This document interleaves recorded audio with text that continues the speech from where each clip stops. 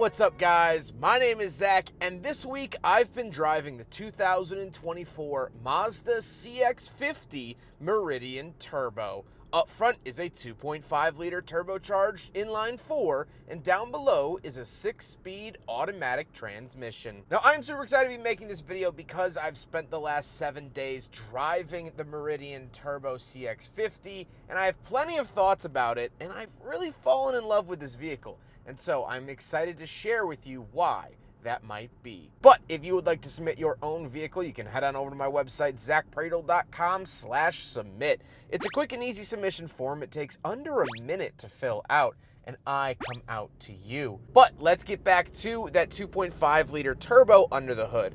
Well, there are two engines currently offered here in the CX-50 in the States. We get the 2.5-liter naturally aspirated inline-4, as well as this, the 2.5 turbo. It makes about 227 horsepower, which is really nice and definitely a big bump over the traditional naturally aspirated engine, which makes about 190. It's definitely been a very enjoyable part of the CX-50 driving experience. I don't feel any lack of power anywhere in the rev range, and that is very nice to see. Like I said, paired to it is a 6-speed automatic transmission. Mazda has been using these transmissions for a very long time. I have one in my personal Mazda 3, and I've always liked it. 6 speeds is getting towards a small amount of gears by modern standards, but I think it is really good, and you do get 3,500 pounds of towing capacity out of the CX-50, so very nice to see that. Last but not least about the drivetrain, this does have all-wheel drive, and that is the only way that CX-50s come. You cannot get a 2-wheel drive, what would essentially be a front-wheel drive CX-50. So how does it feel to drive the CX-50? Well, if you've driven any modern Mazda vehicle besides the Mazda MX-5, you know how this vehicle drives. They all have a very similar driving experience, which is wonderful and is what keeps me coming back. The steering feels very direct. The car feels planted through corners. The ride isn't too stiff, but it's not the cushiest in the world. If you want a cushy ride, you're gonna have to go up to the more legacy luxury brands like Lexus, Acura, Infiniti, but Mazda pitches itself in a very good middle ground, and I've enjoyed my time driving it. It also just feels like home because, again, as I'll say probably a million times in this video, I personally drive a Mazda 3. I just did 1,000 miles in it 2 days ago, and I love that car. It is by far my favorite car, and so this is just the bigger brother to that. With that stuff out of the way, let's talk about the interior. Well, in front of me, I have a mix of physical and digital gauges.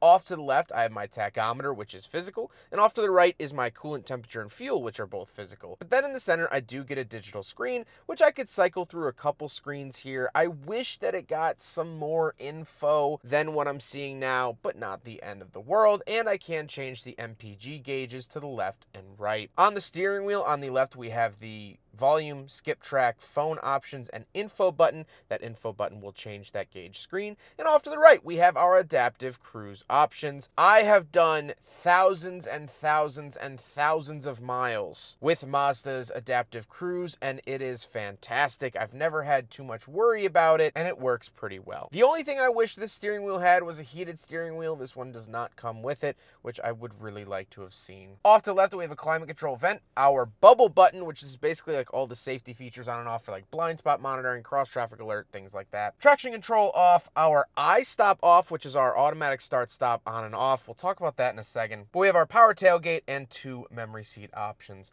The iStop system, I think, is the best in the industry. It's not very invasive. It only happens once in a blue moon. It'll actually shut the vehicle off to save fuel. And it's only done it to me either when I was sitting in traffic for a long time or sitting in a drive-thru for a long time. And so it's not turning on and off every 2 seconds like GM does. It actually really thinks about it, and I think that that's very nice. On the door, we do have this nice terracotta stitching, as well as our lock and unlock, power mirrors, and power windows. Moving into the center, we get our infotainment system. It is touchscreen when the vehicle is in park, and it has wireless Apple CarPlay and Android Auto, or at least Apple CarPlay is touchscreen when it's in park. The rest is not. And I like it. I think it overall looks really nice, functions well, and it's the same that you'll find in all the other Mazda products, which I also happen to like. This is the backup camera, which I think feels like a lot higher quality than you see in their lower trim vehicles, so that was definitely a nice surprise. However, I don't get a 360 camera like you would on a higher trim CX-5. So just something to note. Down below, we do have another climate control vent, and our climate controls themselves. I love how compact and small these are. Heated seats, although no ventilated seats here in the Meridian Turbo. Dual zone, all the goodies there. Then we do have a little tray, our cup holders. So we will do a big friggin' bottle test here in the CX-50 Meridian Turbo, and just like all the other CX-50s I've driven, it unfortunately fails. Then we get the shifter shared with every single other Mazda product in their lineup. So it's welcomed here. I've always liked it. Does the job well. Just watch out. These leather tops get really oily really quick from your hand. So stay on top of cleaning them. I know from personal experience. To the left of the shifter, we do get MI drive, which is sport, normal, and off-road. I love the fact that you get 3 drive modes, not just 2. And down below, we have our power parking brake, our auto holding brake, our selectors for the infotainment screen, and our volume, which you can move left and right to skip track. Love that they do this in some of their vehicles, but the CX-5 currently does not get this feature. And overall, I think the controls are very, very tactile. They have great feedback, and I love using them. Then we get a wireless charger, which has never really agreed with my phone. My phone doesn't agree with Toyota wireless chargers, but for some reason, other vehicles like Fords and Lincolns, it does agree with and works. I don't know if that's my phone. I don't know if that's the car, but just something to test out. If you're gonna go test drive one, see if it works with your phone. Then we do get a clamshell opening center console. I don't love that it requires 2 separate buttons to open up both sides, just a little clumsy. The seats are finished in terracotta, and I absolutely love them. I think it looks fantastic, especially with the zircon sand metallic exterior. The terracotta interior really, really pops, and it just adds a fun flair to this vehicle that would be a lot more boring with the black interior. Here is a 2023 CX-50 with the black interior, and as you can see, this is just more visually interesting to look at, and I'm always for that, and it's not gaudy. It's interesting without being gaudy, which is a fine line to ride. However, speaking of seats, we do have back seats, so let's go do a back seat review. All right, so we're in the back of the 2024 Mazda CX-50 Meridian Turbo. It's not as spacious as the CX-5. If you want a family SUV and you want a 2-row, I mean, now they're gonna bring out the CX-70 soon, which is something that you should look at. But also the CX-5 has always been the best family SUV, in my opinion, at least for a 2-row, more compact. Reason for it is the CX-5 has more seating space in the back. This is a little bit tighter, again, based off the Mazda 3 platform, so keep that in mind. And I do have 2 USB-As back here. I get my own vents. I get my own center console, of course, also finished in beautiful terracotta. Love to see that. Overall, it's not an award-winning back seat. I'm not flailing at the limbs just to sit back here, but it's fine, and it does the job. I don't really have any other complaints. Let's hop out. We'll take a quick look at the trunk and cargo space, and then we'll talk about the looks. All right, so we're on the back of the CX-50 Meridian Turbo, and we do have a button here. Hold it on the key fob, and we'll power open. Mazda, to my knowledge, has not invested in that kick technology where you kick underneath the bumper and it'll pop up like other vehicles do, so that's okay. Once we are back here, tons of cargo space. I really like to see this. It is very comparable to the CX-5. My parents, who own a CX-5, think that this has more, but if you look at the stats, it's actually a little bit longer, but a little bit narrower, so it ends up pretty much evening out. Overall, though, they said that they actually like this a lot better than their own CX-5, so I'd highly recommend going to a local dealership and checking it out. We could pop this up. We do get a spare tire, which is not always a guarantee here in the modern vehicle market here in the US, which is insane. You can pull these levers and the back seats will fold flat like so. Bada bing, bada boom, but you gotta move front seat because there's not enough space. So you'd have to move the front seat up, then to allow this to go down. So again, part of the smallness of this back area. But here's the trunk. We come up here, we can either lock the vehicle or just put it down. There we go, lock it and put it down. Nice, smooth tailgate from the CX-50. Now we gotta talk about the looks, and like I said, that zircon sand metallic looks absolutely fantastic. The Meridian also gets a little bit chunkier tires. This particular one has an optional roof rack on the top, which is cool. It's very, very cool. However, it does make a little bit of noise, about 40, 50 miles an hour. You really start to hear it, a little bit of whistling going on.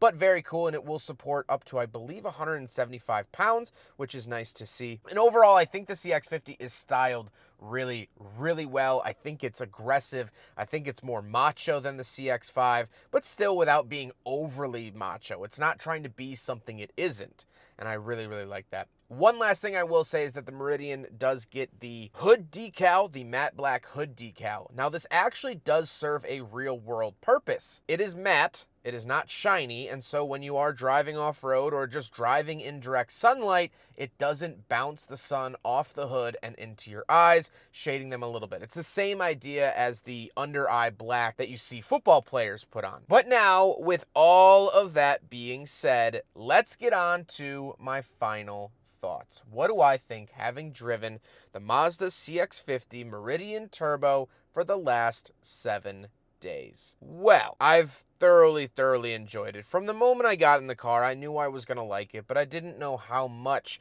I was going to like it, and it turned out being quite a bit. Let me tell you why. This car is the natural evolution from my Mazda 3. It's actually based off of the Mazda 3 platform. It's not actually based off the CX-5 platform, although the name just adds a 0. It's actually pretty different, underneath at least. And so I like that. I love my Mazda 3, and this just feels like the grown-up version. I have more space, I have more ground clearance, I have more power than my Mazda 3, but all the touch points are the same. The steering wheel is identical. The skip track volume knob is identical because I could skip the track and go up and down, where in the CX-5 you don't get that. The shifter's the same. The climate controls work the same. The infotainment screen's the same. It's just the bigger, better version of my car. And so yes, here on the channel, I drove a Porsche 911 GT3 RS, and that is a dream car. Yes, I also drove a Lancia Delta Evo 2, and that is another dream car that I would love to own one day. But this is my realistic dream. This is something that I think I can afford. I just don't need a new car right now. But when I do, this will be probably #1 on my list. I like the off-roadiness, having gone to plenty of national parks and whatnot. It just gives me a little bit more security knowing that I have a little bit more ground clearance than my Mazda 3, because I have three-wheeled my Mazda 3 on an off-road trail, and I bent it up pretty good doing so. So a little bit extra ground clearance, I'm sure, would really help down in Big Bend, Texas, or Yosemite. I love the zircon sand and terracotta. Maybe it'll look like crap in 10 years. Maybe it'll be an outdated fad. But for right now, I think it looks stellar. And I think it's one of the coolest color combos on the market. And it just does everything I want it to do. The only downsides I see with this car is that Mazda no longer offers the Bose sound system. And so this has the regular 8-speaker sound system that's found in my base model Mazda 3. So if you really like music, you're going to want to upgrade the sound system either aftermarket, or if you find earlier Mazda CX-50s, they did come with the Bose system. I don't know why Mazda doesn't offer it anymore. I don't have any inside scoop. They've been offering Bose systems in their vehicles since the 90s with the Mazda RX-7. So I don't know what happened. I don't know if it was a supply issue or whatnot, but they don't offer them currently. They might later. They did before. Not sure, but there's no Bose sound system in here or any upgraded premium sound, which I really want in a vehicle if I'm going to spend over $40,000 on. But that's it. That's my only complaint, really. Oh, okay, maybe a heated steering wheel would kind of be nice, but speakers and heated steering wheel, like, that's such grasping at straw wants. This car is so fantastic in every other facet of its duties that those are just little tiny minuscule issues that I'll never think about again. I hope you guys enjoyed the video. Huge thank you to Mazda for sending me this vehicle for the last 7 days to drive and review. Huge thank you to Drive Shop for facilitating the cleaning and delivery of this vehicle, and of course, the Midwestern Automotive Media Association. But I hope you guys enjoyed the video. Don't forget to rate the video, comment on the video, and subscribe if you really liked it. Take care, guys.